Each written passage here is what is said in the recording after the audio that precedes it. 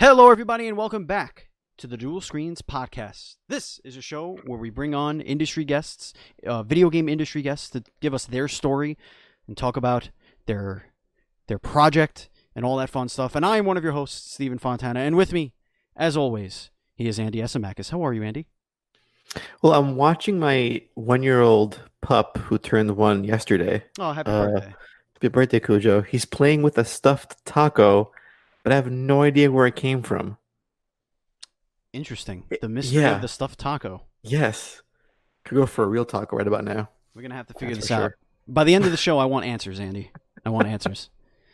With us is a returning guest. It's been over 2 years, I believe, since the last time Laurent was on the show. But Laurent Mercure, you are the marketing monkey and community papa at Chainsawesome Games.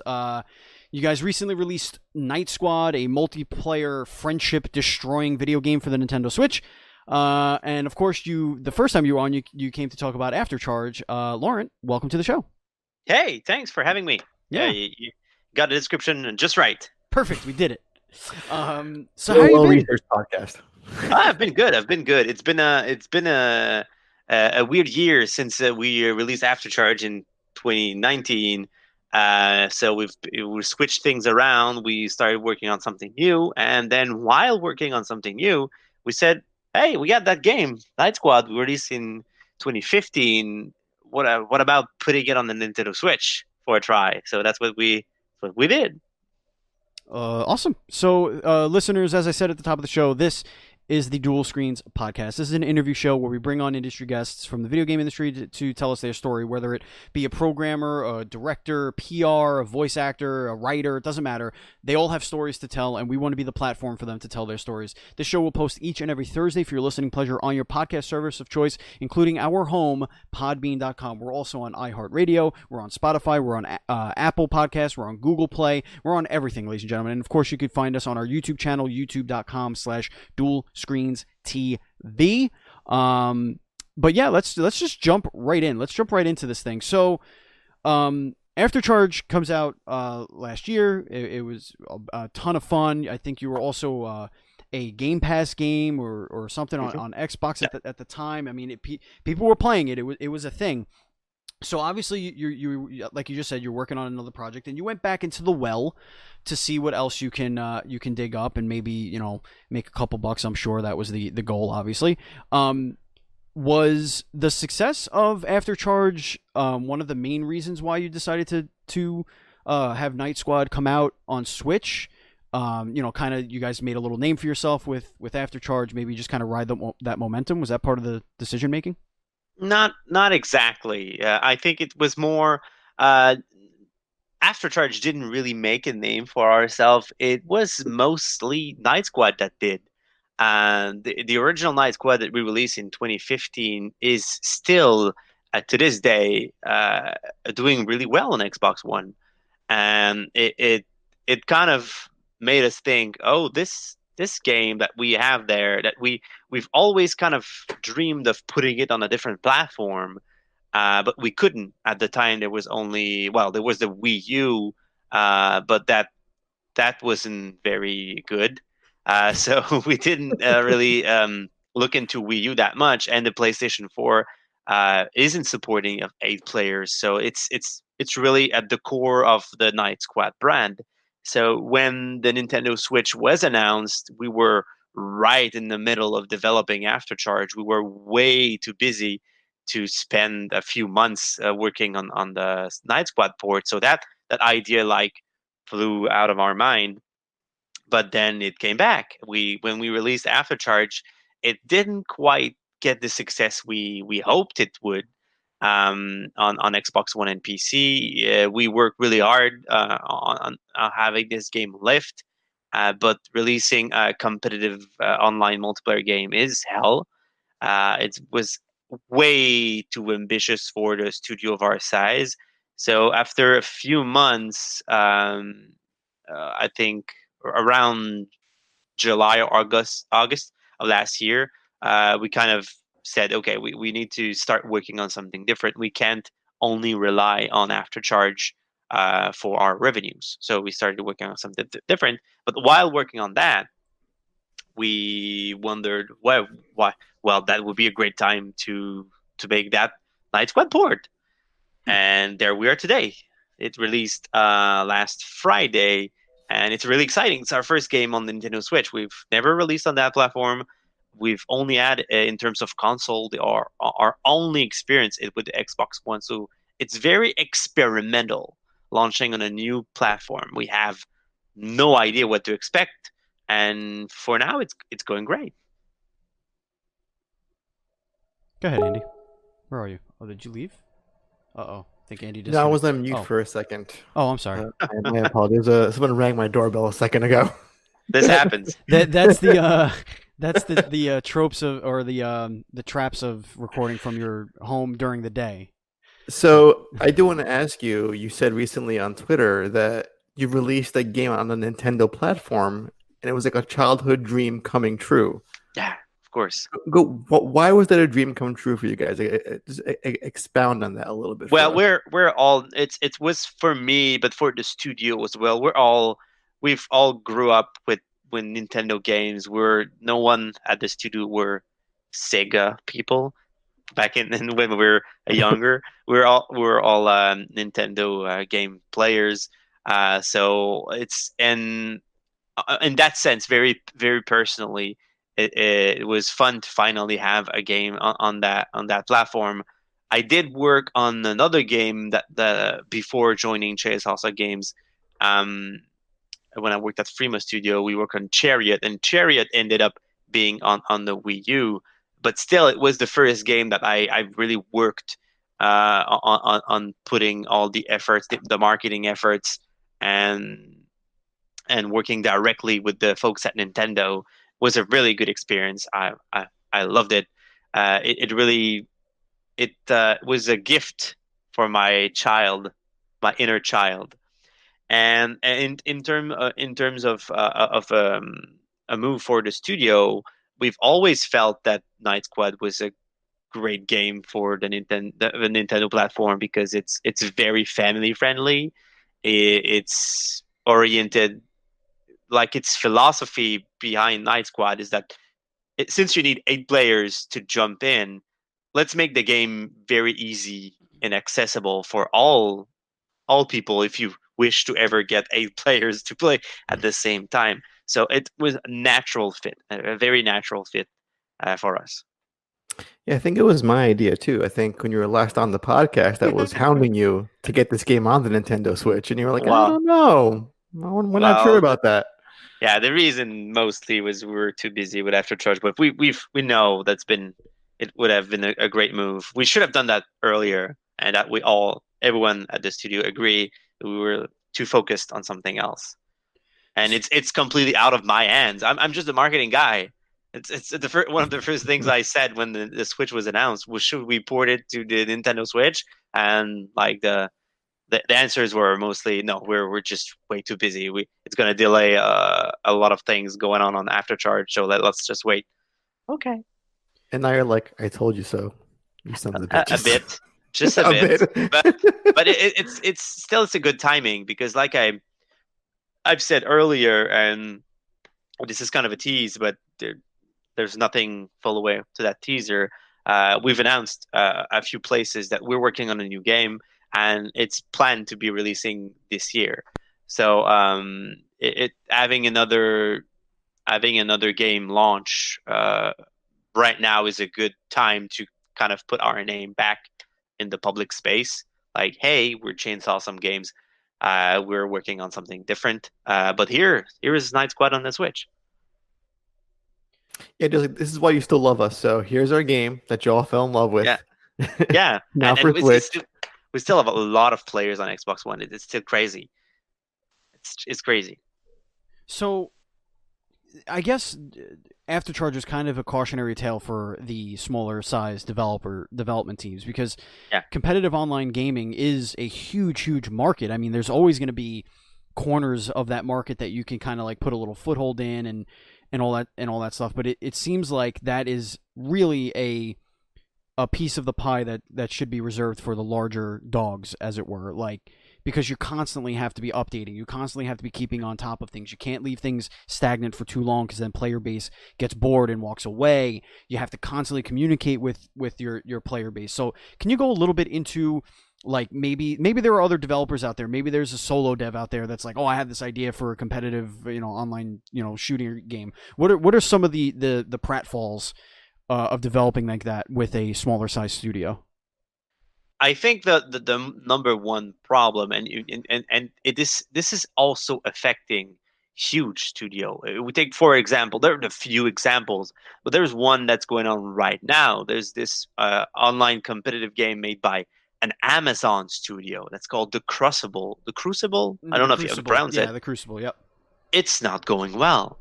And if a studio like Amazon is struggling to get a piece of that pie, it's because it's almost impossible. I'd say that the biggest reason is just that all of on the contrary of other types of games, your competitors are still investing money. Right. They don't have a game that they've released it and now it's available, and then like consumers are going to look at the two products and say, oh, I'm going to choose between A or B. Now it's there's all of the competitors are also tugging the harms of the players, like, no, you come back to our game, okay, we have something new. And then they're always trying to pull players from one place or the other, and they're constantly doing that. They don't have a choice because most of these games are free to play.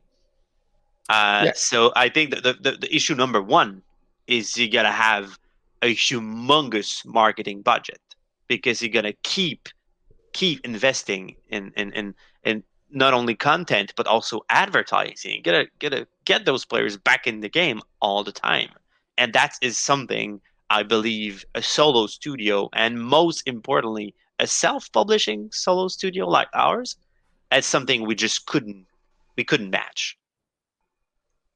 Yeah, I think the biggest cautionary tale, though, Steven, was Lawbreakers. Yeah, that's a huge one. When it came to that realm, to that genre. Well, yeah, I mean that's kind of why I was asking, is because like, I mean, you do hear the Cinderella stories, like a person who makes a mod to a game, all of a sudden that mod becomes bigger than the game it was modded from, and like a PUBG, or I even think Dota was a mod. Like you get things like that, and you're like, oh wow, I want to do that. I have ideas, and then you don't realize like there are a lot of things that you don't account for until they're slapping you in the face.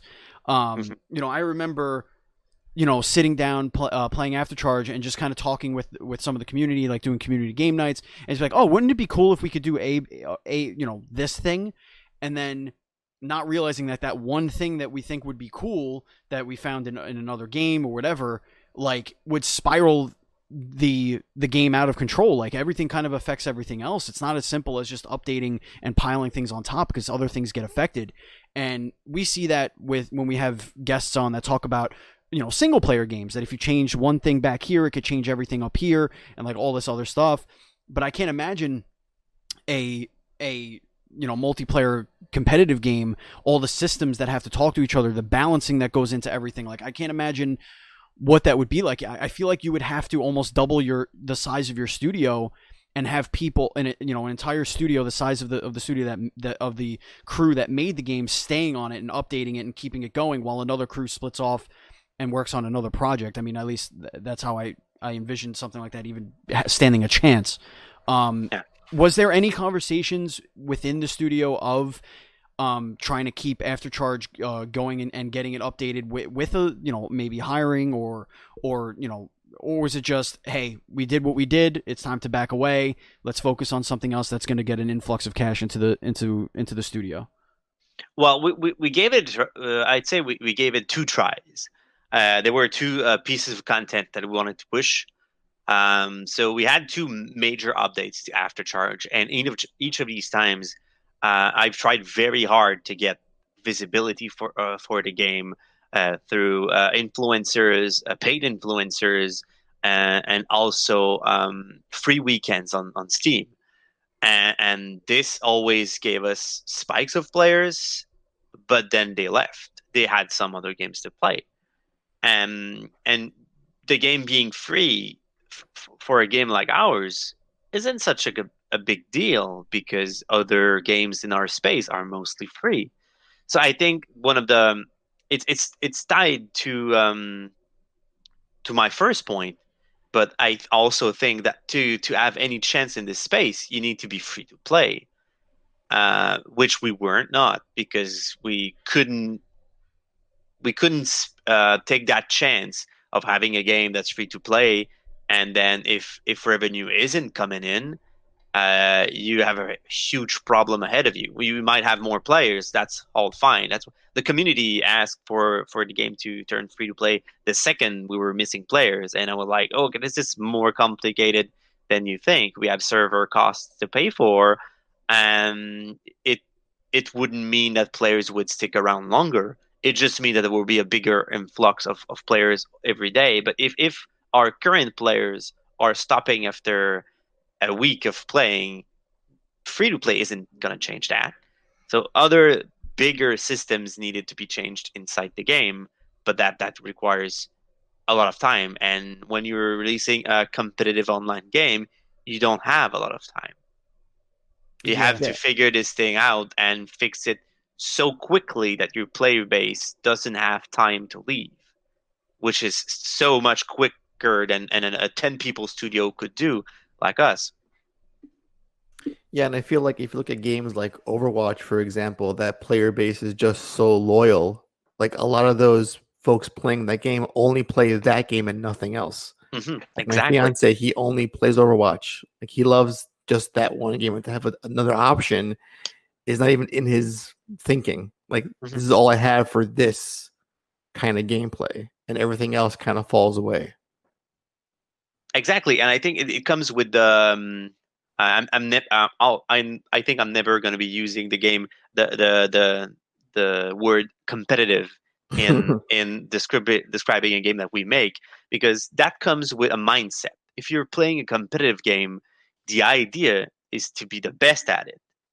And if you want to be playing, if you play, for example, Overwatch is a great example. That's a game we know. We felt like Overwatch players could like Aftercharge. They have. There's a good chance that Overwatch players will like Aftercharge. It's one of our comparables, but on a very very smaller scale. But if they stop playing Overwatch, they stop practicing Overwatch. So Exactly.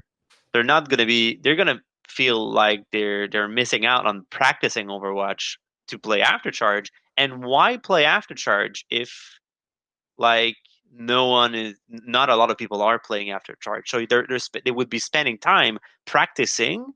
There's always this feeling of practicing in a competitive. And they would be practicing a game that is in hype right now. It's not trendy, so why spend time on that? So there's fun, but there's also practice when you talk about a competitive game, and that, I think that just even though the game itself in its core there was a lot of competitive potential, I believe in that, but like marketing it as such might have been a small mistake that we've made. It was people didn't view it as a game you could just play casually because people got super good after charge and wrecked people. Everyone that came that were new, they wrecked them because they had a lot of practice.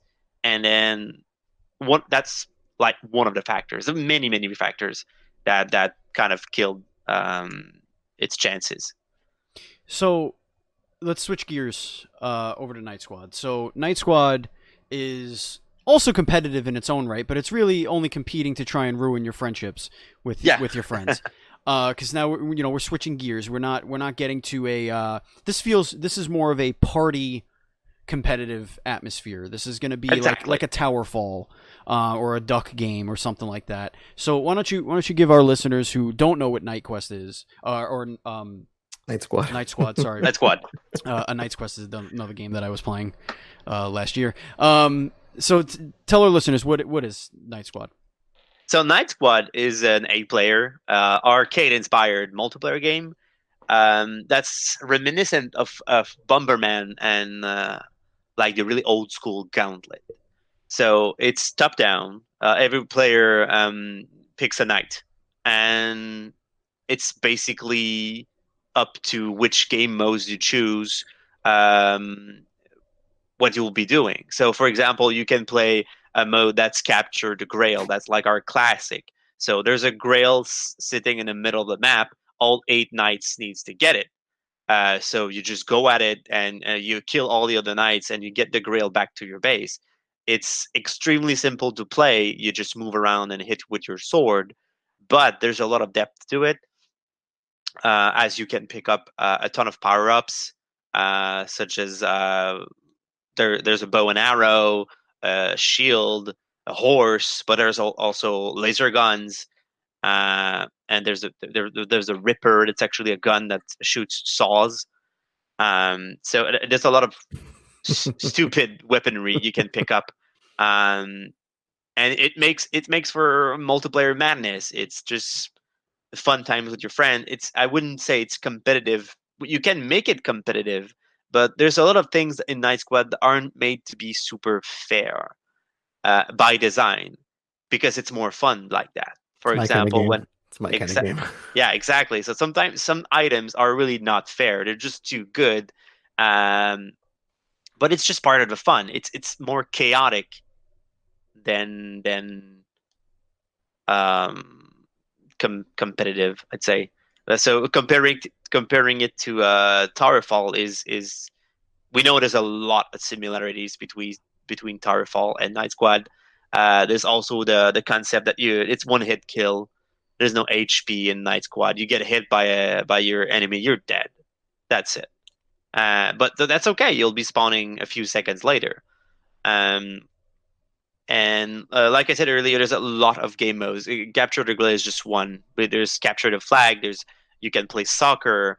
There's Gladiator. There's Juggernaut. You can pick up a minigun, and then the player that gets the minigun just wrecks every other player unless someone actually managed to kill the Juggernaut and picks up the minigun, and then it continues. There are also team modes like Capture the Flag, Domination. Soccer is an example of team games. So you can actually have some kind of co-op feeling if you want to play a team game together. But there's a lot of things to do. And in the Nintendo Switch version, we've included there was a DLC on PC and Xbox One. We just added that DLC content straight into the Nintendo Switch version. So there's 4 more game modes and 3 more nights to pick up. I like how for someone like me, it requires little skill or practice to be good Very at this little. game. Like most things in my life. Just smash the button and see what happens. And it's pray that I win. And it's accessible to like having a game night when you have friends come over who don't play games often. They just see, well, grab a controller. It's very simple, and you might win, and you'll get and you get to brag. It's definitely what you've described. It's very on purpose. It's Are you still there? Oh yeah, we're here. Yeah. Okay, it was my screen just stopped. So I was wondering if my computer stopped. So it's very on purpose. It's exactly what we were aiming for. It's a party game that supports up to 8 players. So you gotta make sure that all these 8 players can jump in, even if they've never played. When we went to conventions with Night Squad around the time it released on Xbox One, our pitch was very simple: grab a controller, just get that Grail, and then people figure out how to move. It's very simple. It's top down. It's the simplest controller movement controller you can ever have. It's just if you push up, your character goes up. If you push down, it goes down. It's even simpler than a platformer. So everyone gets it. Even a 5-year-old can pick up a controller and understand how to move in Night Squad. And then you have one other button. Press any of the other button, and it's gonna strike with your sword. That's it. So really, anyone can pick up Night Squad and have some amount of fun. If you hand the controller to a 65-year-old who has never played a video game, they're probably gonna have fun just because they're able to move the knight, and they're like, "Oh, this is so fun." Then that's it. As as long as they have fun, we're good. We're winning. So does this kind of ignite a spark within Chainsawesome to like maybe support this even more now? Like I'm sure Switch has kind of breathed a new life into the IP. Is this something that you guys are gonna focus your efforts on outside of the other project that you have working? Is this kind of a one and done? All right, it's ported, it's done, it's good. Let's move on. We'll see. Like I said, it's experimental. We know that from the experience that we've had with Aftercharge, we know that, and looking at how Night Squad performed, we know that this is the kind of game that we need to be doing. And it's already kind of the same kind that we're doing with our next game. So we're going into that direction. What the port of Night Squad on the Nintendo Switch is going to teach us is, can we be successful on the Switch as well? And is it a platform we should consider for our next title and in the future? And yeah, if there's still a huge success going on with Night Squad, maybe we could make another game that's similar to that. Maybe a Night Squad 2. I don't know. I know it's We'll only been have to about a see. week or so, but how has the reception been like for Night Squad on the Switch? It's been good. What surprised me the most is the amount of love we've got from the Xbox community when we announced it. Like, oh, I've used, like, it's kind of reminded them that the game existed. Like, whoa, I played this on Xbox One, so it was so good. I'm gonna get it on the Switch. Or they a lot of people started their comment by saying they've played it a bunch on Xbox One. They're glad to see it coming on Switch, and that's it. So we thought we were going in a very different realm with the Nintendo Switch, but it looks like these communities they move from one to the other, and you don't have to be on playing only on one console. So I think we've reached a lot of old Xbox One players that are now on Nintendo Switch. They're like, I'm gonna get this game as well. Another reason why it's experimental for us, we've always been scared of demos. Historically, Chainsawesome Games doesn't do demo because we've done that in the past, and it was a problem. Our very very first game, Beat Blaster 3, that we were launched on Steam, had a demo, and it kind of killed the game. So, but we've heard really good things about demos on the Nintendo Switch, how it converts and how it kind of adds people to the pool of your community anyway when you push out news. All of these systems that we didn't know existed. So we figured out, okay, let's do it. We know that Night Squad has success. Night Squad is a good game. It's objectively a good game. It adds success on Xbox One. So why? Let's try it. Let's do a demo. So there's the demo on Nintendo Switch that's available, and those numbers are really big. So we got a lot of downloads of demos. So we are very excited to see if it's gonna convert at some point into sales. We're gonna be looking at that very very carefully to see if that was a good move. But for now, it's we didn't have a lot of expectations because it's a 5-year-old game that we're putting on the platform with no like additional content. It's a port that includes the DLC, so it's not like a major news, and we're not expecting a lot from it. But for now, it's doing pretty good, pretty like what we've expected. For someone who basically gamed for most of this generation just on PS4, and I only just recently got a PC that I play on. I didn't know this game was a thing until it was announced to be on Switch. And I'm like, oh, this looks great. And then Andy was like, yeah, this is an older game. This is the game I was talking about. Whatever, a couple of years ago. But it completely avoided my radar. And I imagine I'm not the only one that this will happen to, because Switch, something magical happens on Switch, especially for these smaller party style games. They just seem to really find a foothold over there, regardless of the oversaturation that you may find in the genre. So I'm very interested to see what those look like, what those conversions look like for you as well. But as far as when you had mentioned that you were surprised that a lot of the Xbox players were gonna, saying that they're gonna pick it up on Switch. Xbox didn't necessarily have the greatest generation this generation, so I think a lot of Xbox owners and even PS4 owners, the Switch is there and also console at this point. So finding a home on that for these smaller bite size, like maybe not their 1080p or 4K 30 frames per second blockbusters, the Switch kind of became the home for those. So I'm also very, very interested to see how this game does in its second life, and that's essentially what this is. This is Night Squad's second chance here. It's its second life. Even though and it did well, as you said, in its first iteration. So, this should be interesting. So I wish you all the luck in the world. Thank you very much. It's Second Life. It's a good way to put it. We really we while we have it, a lot of people that said they played on Xbox One. A lot of people are discovering the game right now, and they're judging it exactly like if it was a new game. And we're getting good comments on that.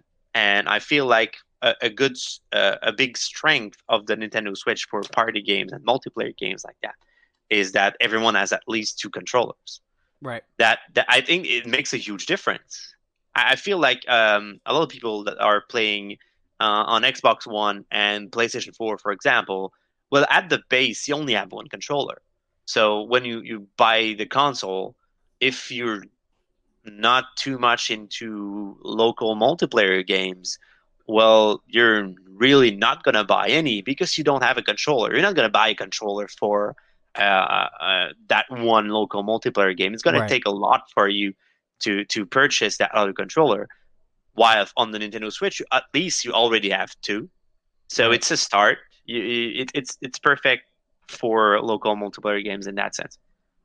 Yeah, and I could see Xbox owners telling their friends who only own a Switch, "You have to buy this game, and I'll buy it as well for the Switch." So you have that word of mouth happening, because I feel this is like the game where having it in your hands while you're in bed late at night and playing with your friends online is like the perfect scenario. Yeah. So I want to switch gears a little bit, and I hope you don't mind coming on the ride with us here. Next gen is upon us. Obviously, we're not going to be asking you, like what you guys are working on for next gen, but Night Squad 2 for PS5, Night Squad 2, PS5 confirmed. confirmed. Yes, This is happening. But no, we really like to just get your thoughts on what the big 2 companies here, the Microsoft and PlayStation, or Xbox and PlayStation brands, what they're setting up for next gen. Just kind of get your thoughts on that, and like what's been the overall consensus at the studio. I mean, you guys have a history working with Microsoft, almost in a somewhat exclusive realm there. So what would have been what's been the word around the studio? Well, of course, you've mentioned it, and it's huge. Our bias towards Microsoft, because we've worked with them, we know them well, and our game has seen success on the Xbox One. So there's really a big bias there. But our general reaction is that we still don't know a lot. And for what we've seen, there's like 2 approach. There's an approach that the platform is everything. The machine itself drives the games. For like in the case of PlayStation 5, if you don't have the PlayStation 5, you can't experience anything that's new. You need the machine.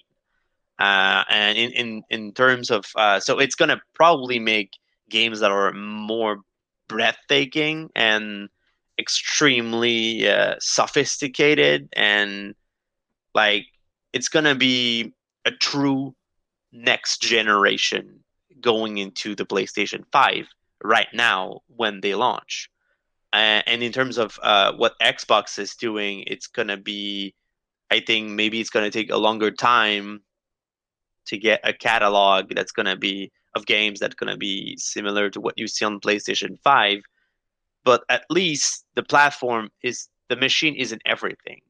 There are going to be a lot of great games that will be coming out around the time of the Xbox Series X, but you can also play them on your Xbox One. It's not going to look as impressive, but like I'm going to go in very personal territory.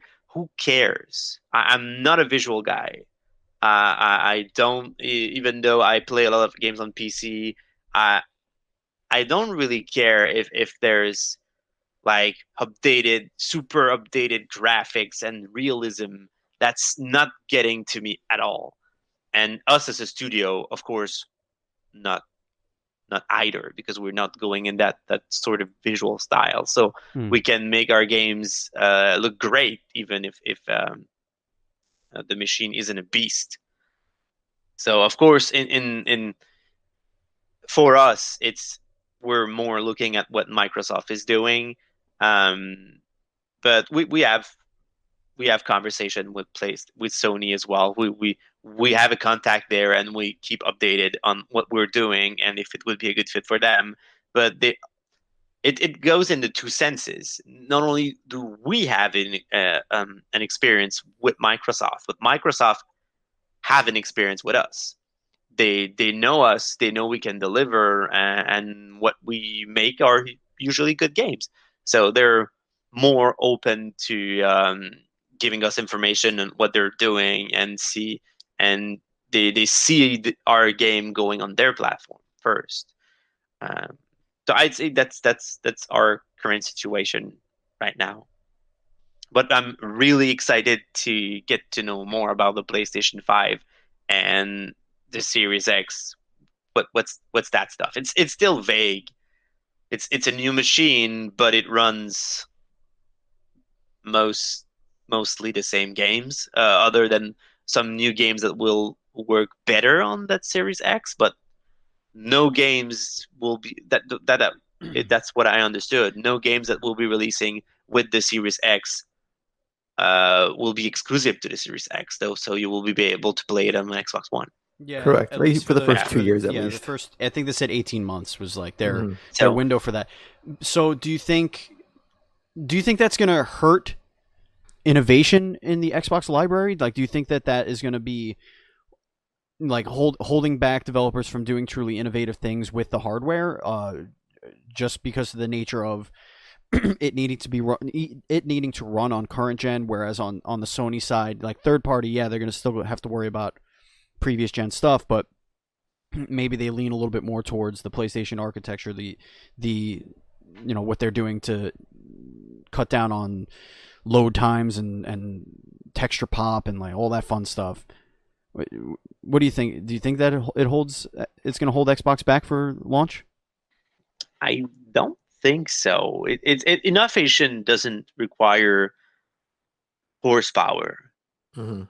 You can make truly innovative games without them being extremely demanding on the machine. Uh, so I don't think so. I think Sony is doing the right move for them. They know that they have, to what I understand, the gamers that are more loyal, and they expect like absolute next gen. They want something that's like amazing looking, and they want usually, I would say, bigger games. I don't know if that's a good term. And they're going big. They want that. They're doing the true next gen. Xbox, their Series X isn't really next gen. It's just it's a more powerful Xbox X. That Xbox One X is like an Xbox One X two. Right. The following. Yeah. But what Xbox gamers really like is the backward compatibility. So all of these games that can be played no matter what platform, what that machine you have. So I think that's good. That's a good move for their crowd. They each know their crowd well, and what Microsoft is trying to do as well is to have games that are PC as well, and they try to get on that space. I wonder how that's going to be maybe integrated on with the Xbox Series X. Like if they can, I don't know, games that you can play on both your PC and your Series X seamlessly. I don't know. Mm. See, when you mention things like innovation and not needing to have the most powerful or the best looking graphics, but that's all that Microsoft markets is just we have the most powerful this. It's the best looking this. They put such a huge emphasis on that one part of their console. I feel like most True. gamers aren't really about fidelity of graphics or the resolution or the frames per second. I feel it's nice to have it as a talking point, but I just feel like a lot of gamers. But are the games good? Are the games new and innovating in some other way besides how they look? Because I think going into next gen, it's a given things are going to look better. Yeah, true. That's I always agree. how it's going to be. It's not the. I think it's maybe the marketing move they can do for now because they don't have anything to show yet. Right. But of course, it's going to be harder for them to move units. But that's the appeal of exclusives. So Right. if PlayStation 5 has a lot of Sony has a lot of exclusives in their pockets, and they also make a console that will run only PlayStation 5 games. So they're going to be moving more machines. I guess Microsoft is planning to boost their revenues in a different way. So we'll have to see. Well, I mean, Game Pass was born from that, like just having and Game a different Pass revenue stream for them. Yeah. is still awesome. I hope that Game Pass is doing great for them. I know that for players, it's really awesome. Great for us. It's great for us, and it's great. I feel like it's great for small developers like us as well. So I hope it's going well for them as well, and they're going to be keeping adding to that catalog because for me personally, I'm a very very busy guy. I work in video games, but I also have 3 kids, and I'm super busy. So I don't really have a lot of gaming time for myself. I game a lot with my kids, but I don't game a lot for myself. So when I want to purchase a game, I'm gonna probably purchase my Nintendo Switch games, like first party Nintendo games, because I'm absolutely sure they're gonna be amazing, and some few indie games that I know. But when it comes to other games, PC and Xbox, I look at Game Pass. I approach that really in a very Netflix way. Like I would like to try something new. Let's see what I got, what I already own, and I look for games in that. I just recently did that thing of okay, which game I'm gonna play, and I found that the Street of Rage 4 is on Game Pass PC. Yep. So I'm gonna play it. That's gonna be a new game. I spent $0 on that. Woo! Man. So if I don't like it, I'm just gonna stop and play another game. Yeah, it's a simple, get in, get out. Okay, what do we got? Okay, I have this. Oh yeah, I heard good things about this. Let me try that. And or what's new? What's that's what I feel pipeline. like, and that's exactly what I feel like Microsoft's whole plan is make a box that makes all of those things look and run better, sure, but make sure everything can be touched by everybody. Like that, just I have something that runs Xbox. I have the Xbox Game Pass on my computer. Great, now you have Xbox games. Here is what you can do. Give us your money. Here's our catalog. Every once in a while, something's not going to be, for this subscription base, you might buy something great that's revenue for us too. Now, your PC's outdated. Do you want to spend $400 on a new CPU and $150 on RAM, or a new CPU? Do you want to invest $700 in upgrading your PC, or do you want our Series X, which is going to run everything at as beautiful as it could possibly be? And I think, consoles are always the cheaper option when it comes to gaming like that. Like PC gaming, a mid-range PC game is still going to be 50% more than your most expensive console on the market. So, it's really the option for the people who don't have $1,000 to spend on a machine to run these games, and they have that option to spend $400 or $500 and get, or even $300, get the Xbox One, and they're not going to be left out. They're going to be able to play everything that is coming out in the next couple of years, at least till 2022. So I think that for them, that's a good strategy for what they were doing, especially because they got so far behind on first party support that they needed to double down on third party and say, no, we want to be the place where you play all these other games, and here's why you should play them with us. But I digress. We'll see. Yeah, it's probably the strategy. Yeah. We'll see what happens with this PlayStation thing. We're gonna see some games. It's gonna be out as of this recording. No, as of this show going live. So hopefully, listeners, you know more than we do right now. Yeah, Isn't we're that clueless. amazing? Time travel. Tell us. You guys know everything. Hit us up. All right, so we're going to switch gears here. We're going to get to the last segment of the show, which is going to be a rapid fire questions, where we're just going to ask you a bunch of stuff, and you're going to tell us the answers off the top of your head, Laurent. It's going to be fun. But before I do that, I want to tell you about our other shows here on the Dual Screens Podcast Network. That's right. This is a network. This is one channel. We have one channel. That one channel has multiple shows. Those shows are this show you're listening to, Dual Screens Podcast. Very simple. But we also do a game news show called Dual Screens Gamescast. And that posts each and every Monday for your listening pleasure on this very same channel. But we also record it live on twitch.tv/dualscreensstreams every Sunday night. And then it'll post on Tuesday as a YouTube version of the show. So again, give us your subscription over on YouTube, youtube.com/dualscreens.tv if you want to watch it a couple days later. But you could also watch it if you have a Twitch account, or you want to just hang out as a guest, you can do that. Twitch.tv/dualscreenstreams. And also we have a seasonal show, which I have two guest moderators lined up. I just cannot nail down a time to record the shows, but as soon as we record them, I will put them up. They go up usually on Friday, every other Friday. We did miss this last Friday just because they were scheduling conflicts, but they'll be back up. And that's Dual Screens Versus. That's a show where Andy and I debate random topics from video games, movies, television, and any other pop culture that the guest moderator wants to bring our way. We're going to have MC Fixer as a guest moderator, and we're also going to have Snowbike Mike as a guest moderator. Those are two guest mods that are going to come on the show very soon. Again, if you're listening to any of these shows on Apple Podcasts, please give us a review and leave some comments for us to read in there. That'd be great. I'm going to check what we got in there right now. But Andy, do you have any guests for Dual Screens Podcast for next week lined up yet? We have two that are awaiting confirmation. Sweet. So I can't announce that just yet. All right.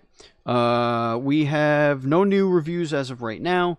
But yeah, thank you very much. And again, if you want to support us on Patreon, you could do so. We are at patreon.com/NDS podcast, just like our Patreon producer, Colton, the Apprentice Nestler, does each and every month. We cannot continue to grow without all of your support. We do appreciate it. Remember that $1 gets you into our VIP Discord, where you can hang out with us and other indie dev guests that we've had on the show. And you also get a bonus episode every month in which you vote the topic of that show. All right, now it is time to get back into the show. It is time for rapid fire questions. Andy, oh baby, start us off. Pineapple on pizza, yes or no? Yeah, definitely. Yeah. You need to try it. It's good. No hesitation right there. No hesitation. I like it. Well, I've tried it. Well, I've tried it. All right. Hawaiian pizza. You're eating hot wings. Blue cheese or ranch? I'm more of a ranch guy, but this is not something we have in Canada. We have for hot wings, it's usually not in the options, and definitely not blue cheese. That's not. We don't have that. So what is your option? Usually have mustard.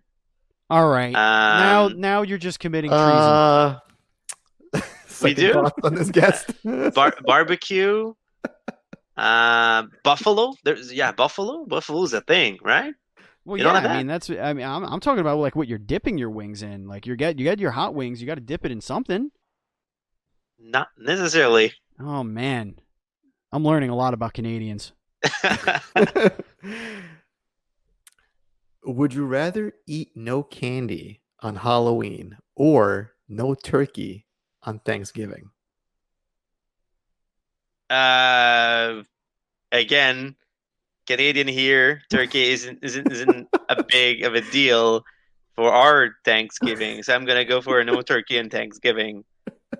I don't eat candy. There's nothing at stake for you. That's why you Now, said it.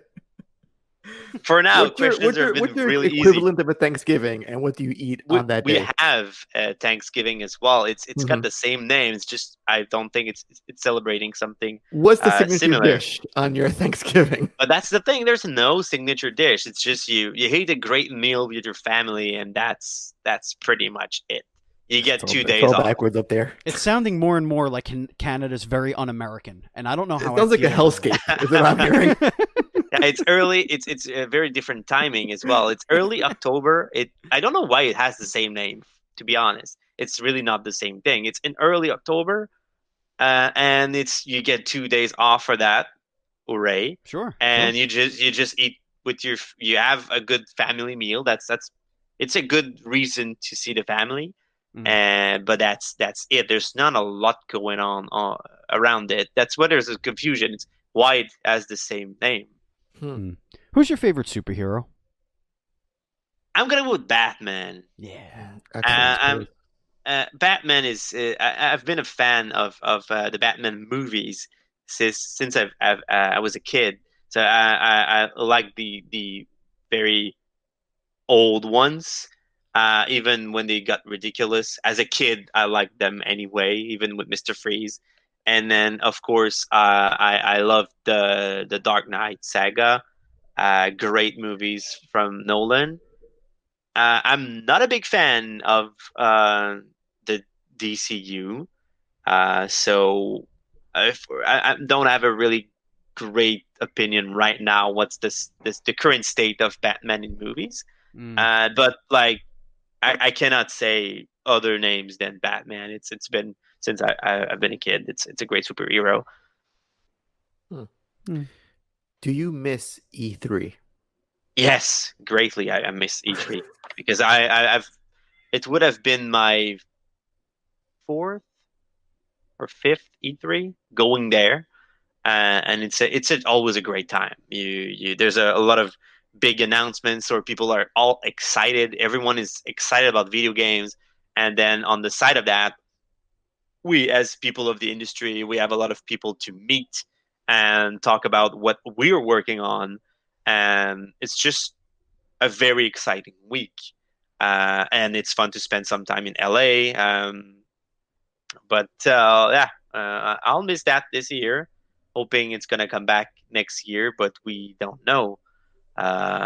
Because right now it's been good for indie developers to have no E3 because there have been so much great visibility opportunity here and there from all the places there's a ton of live events where you can present your game. There's one going on this weekend. It's called Gorilla Collective. Gorilla There's like Collective. Yep. Yeah. there's like 70 games presented there. So for small indie developers, it's it's even better than E3 because you don't get any visibility when you're very very small. Right. So I miss going to E3 a lot, but I think that this like online only version of E3 has its strength. Would you rather have to wear a winter coat all year round, all the time, or a speedo all year round, all the time? Oh, that's a tough question. That one is really tough. I guess it's gonna be the winter coat. Yeah, I wouldn't be comfortable, especially here in Canada, in a speedo when it's minus 40 Celsius outside. What if it was a I would Canadian die. Goose down speedo? No, still not. Well, that's a question. I will answer your question with a question. Can I wear something over my speedo? No. It's Oh. we gotta see the banana hammock. Okay, so no. Right. The judges say no. It's just the No, I'm gonna speedo. be in a winter suit. It's gonna be very hot at times, but I'm gonna stay in my basement and survive. Do you play Night Squad with your kids? Yes, I've tried, but they're not the biggest fans, unfortunately. Well, my older daughter, she's 5, so it's still kind of young, and then my son after that is he's 3 only, so he didn't get much done in Night Squad. But so I've tried, but I think they might be a bit young to enjoy it. That's the same age as my kids, so I still haven't put a controller that actually does anything into any of my kids' hands because they play with the iPad and they play games on there, and I don't know if a controller might break their brain. I have a feeling. Well, you can if you my advice on that, go if you can go for some motion controls game. My daughter is really good at Mario Kart. I'm not kidding. She's really really good at it. She's only 5. And she can do like the cups, the 100cc cups. Nice. She can finish first on that because of the motion control. So motion controls is better for that age. That's fine. Awesome. All right, Steve. I'm gonna ship a Connect for Jack. All right, for his next birthday. No, I have a Switch. It's fine. We can play Mario Kart on Switch. Mario Kart. No. I don't need that Mario Kart. monstrosity in my house. I have enough webcams staring at me every day. Whose question is it? I believe it's That your was my question. question. Right. Yeah. Chocolate or vanilla ice cream? Chocolate. Yeah. I like both.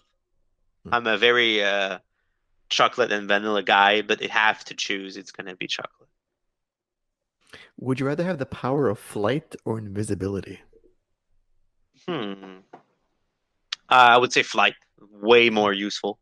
There's not a lot of useful things you can do with invisibility. There's plenty of useful things. You- There's you not a sound lot of like good-natured Use things. your creative brain there for a second. Yeah.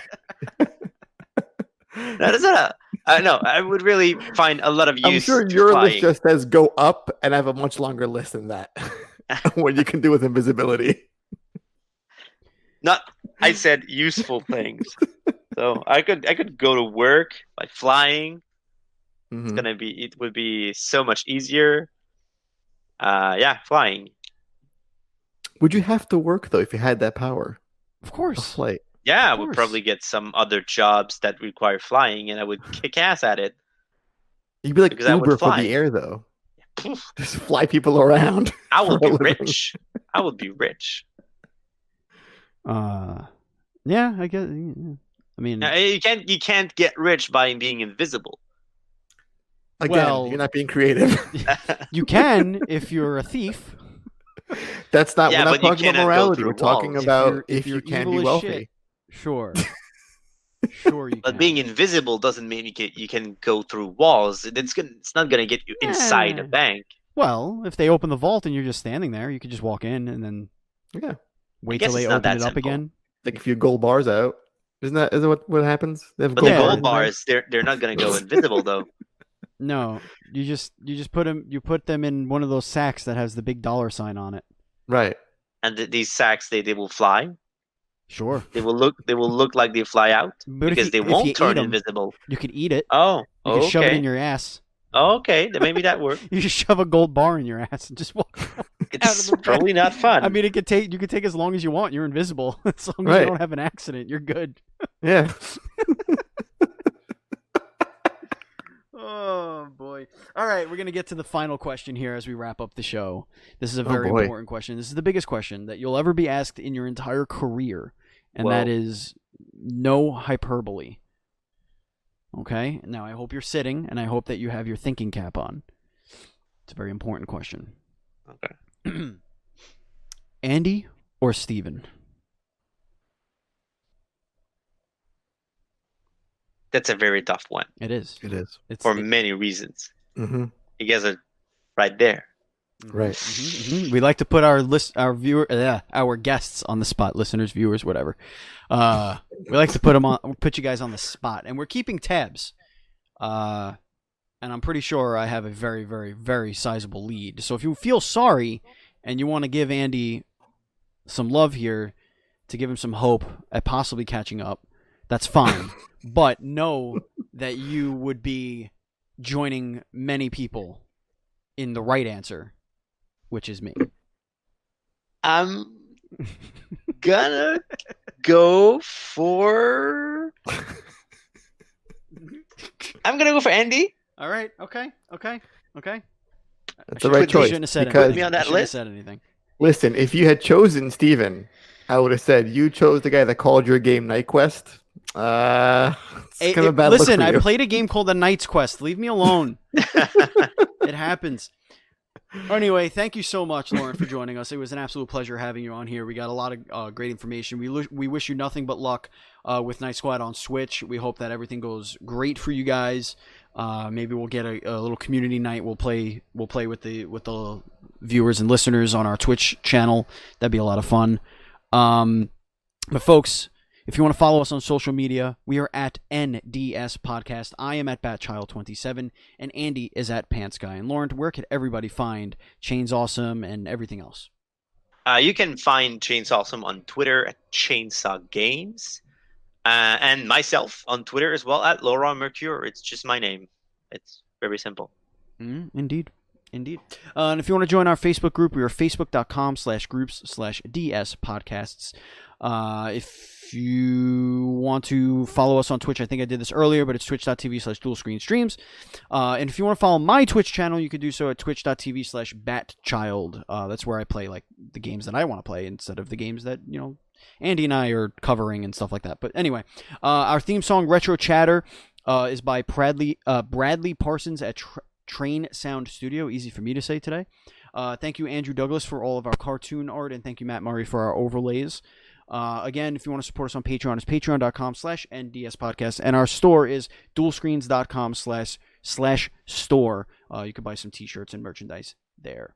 That's going to do it for us. Andy, is there anything you want to tell the kids before we go? I love you all. You're all amazing. Mm-hmm. Thank you for listening. And stay tuned for more amazing content. Indeed. Thank you, Andy. Thank you, Lauren. Thank you so much. It's been an absolute pleasure. And as always, please be excellent to each other.